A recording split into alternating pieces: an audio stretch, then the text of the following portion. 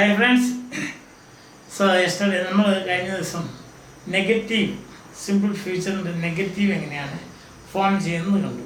ഇന്ന് എങ്ങനെയാണ് simple future ടെൻസിൽ യെസ് ഓർ നോ ക്വസ്റ്റ്യൻസ് എന്ന് പറഞ്ഞാൽ ക്വസ്റ്റ്യൻസിൻ്റെ ആൻസർ ഒന്നിൽ യെസ് ആയിരിക്കും അല്ലെങ്കിൽ നോ ആയിരിക്കും.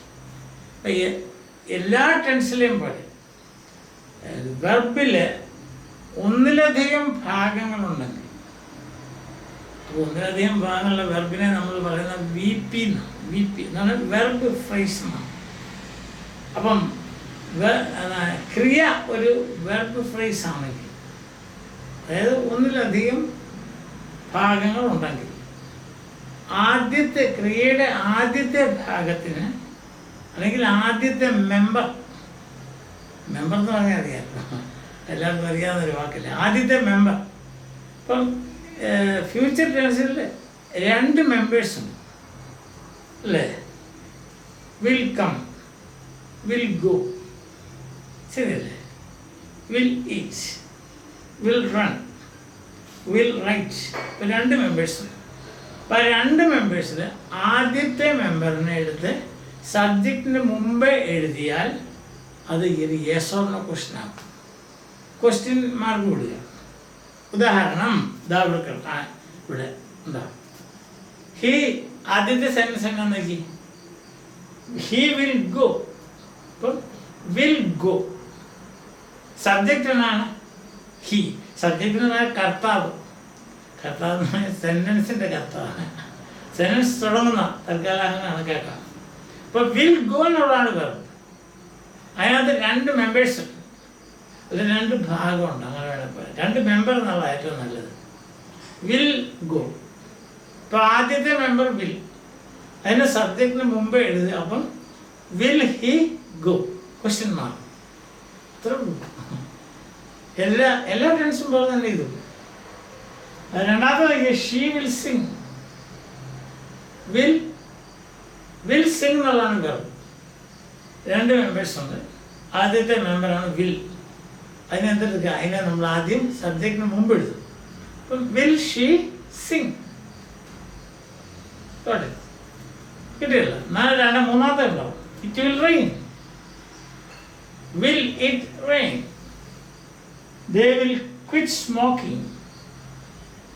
Will they quit smoking. അതായത് സ്മോക്കിംഗ് ഉപേക്ഷിക്കുന്നു. ക്വിറ്റ് എന്ന് പറഞ്ഞാൽ ഉപേക്ഷിക്കാന്നാണ്. ക്വിറ്റ് ഇന്ത്യ എന്ന് കേട്ടിട്ട്. The train will arrive on time.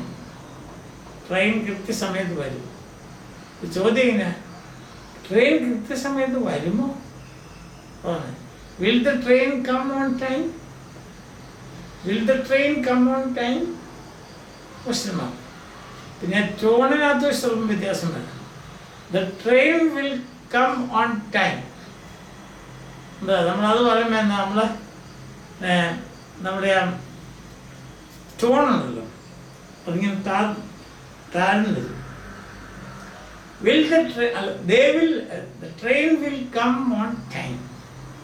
So question വരുന്നു, will the train come on time? Question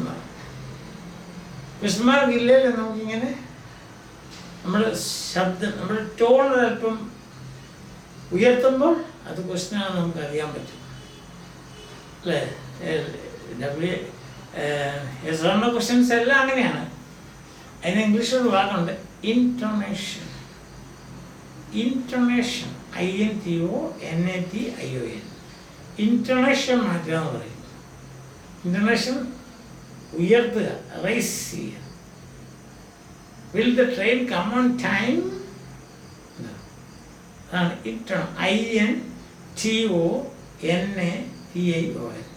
ഇൻറ്റോണേഷൻ. Nation അറിയത്തില്ല, NATION. INTO. ഇൻറ്റോണേഷൻ ആണ് ഇൻറ്റോണേഷൻ എന്ന് പറയുന്നത്. അതായത് നമ്മൾ സംസാരിക്കുമ്പോൾ നമ്മുടെ ശബ്ദത്തിൻ്റെ ലെവല് ഉയരുകയും താഴുകയും ചെയ്യുന്ന അതിനാണ് നമ്മൾ ഇൻറ്റോണേഷൻ എന്ന് പറയുന്നത്. ശബ്ദം താഴ്ന്നതാണെങ്കിൽ, ടോൺ താഴ്ന്നതാണെങ്കിൽ ഫോളിങ് ഇൻറ്റോണേഷൻ എന്നാണ് പറയുന്നത്. താഴേക്ക് പോകും. അത് ഒരു ഉദാഹരണം നമ്മൾ പറയല്ലേ, Yes, he will come. Third one. Come. Come. അതേസമയം നമ്മൾ വിൽ ഹി കം ഉയർത്തുന്ന, അതായത് റേസിംഗ് പറയും. റൈസിങ് ഇൻ്റർനാഷനാണ്, ശബ്ദം ഇങ്ങനെ ഉയർത്തുകയാണ്. സോ റൈസിങ് ഇൻ്റർനാഷൻ, മറ്റൊരു ഫോളിങ് ഇൻ്റർനാഷൻ. നമുക്ക് പിന്നെ ഇതേപ്പറ്റി പിന്നെ പഠിക്കാം. തൽക്കാലം ഞാൻ ഈ സന്ദർഭവശാൽ പറയുന്നുള്ളൂ. അടുത്ത നോക്കി, they will come prepared. They will come prepared. ഇൻ്റർനാഷൻ താഴേക്ക് വരുന്നതാണ്. അതേസമയം will they come prepared മുകളിലേക്ക് പോകുന്നു. അതാണ് റൈസിങ് ഇൻ്റർനാഷൻ, ഇത് ഫോളിങ് ഇൻ്റർനാഷൻ.